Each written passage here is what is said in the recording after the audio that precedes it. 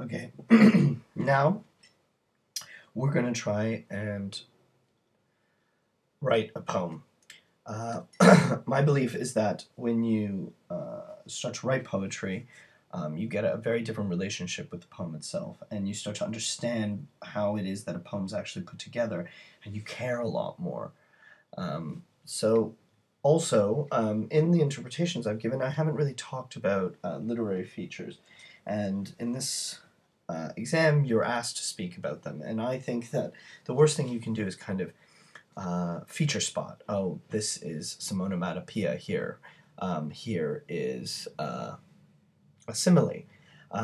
Big deal that you can spot it. What matters is if you can explain what those techniques are doing. So let's talk about some of the techniques in this poem that I think are the most important. Um, First is this is a sonnet. It has 14 lines, and right away when it has those, it participates in a tradition. If you listen to all of these videos, you might recognize that the sonnet has a rich and varied tradition. It's one of the favorite forms, really, of poets, and it is one that has remembrance, love, but it can really, it's a form that can encapsulate anything. But if you use a sonnet, you are saying something about, at least something about the history of poetry. So my poem's going to try to have 14 lines. This one's built into, there are four stanzas of three have 4 lines, and the last one is a rhyming couplet. The rhyme in this poem is the thing I'm going to find the most difficult because it's not really something that I am very good at. So I've actually created some rhymes ahead of time. Let's see if that helps. We get here something interesting. The but here, Armitage, I think, uses to rhyme with up. So but he breaks up the line, and that's called enjambment. And enjambment can be awkward if not done elegantly. But here, I think it's used for the purpose of creating a conversational tone, so that it doesn't all sound town, clown, up, but.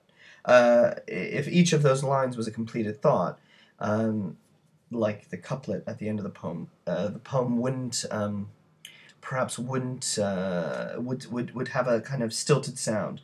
Enjambment is a way of breaking that. Another way of breaking things is by putting a pause or a caesura in the middle of lines. Here again, don't laugh. Pause. Every pixel of it. Let's see if there's another caesura. That's pretty much the main one. So there's a real adjustment in tone there, but it's important. I like caesura. I'm going to use that one. Again, it makes you pay attention. It shifts the tone. The other thing I think is important about this is the order, the orders, the imperative verbs, orders. They create a relationship with the audience. They're direct. They press the point. They ask and they order at the same time. So what I'm gonna do when I write a poem like this, the easiest way. Now remember, we're not Simon Armitage, and you just need to write it. But you don't need to worry about the quality, and that's why I'm not afraid about whatever you think about my poems, because I'm writing this poem to discover more about the poem, The Clown Punk.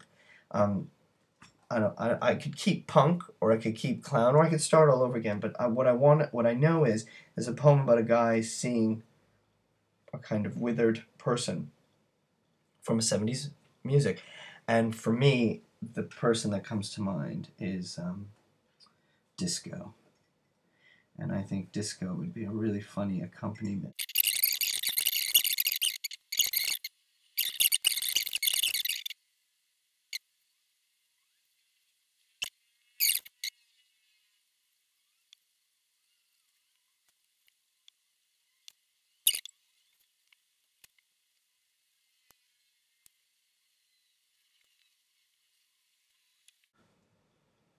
I really don't like rhyme, it really constrains me.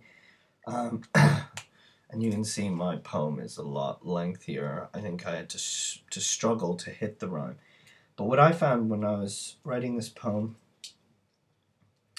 is that sense of looking, that sense of asking, that sense of trying to hold something together in my poem.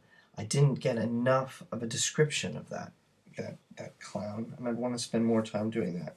But like I said, when you actually write your own poems, um, there is a lot more to discover in the original, and features that you think are just a checklist start to matter a lot more towards the composition of something. So I recommend you write one, and that you write one by picking features of the original, emulate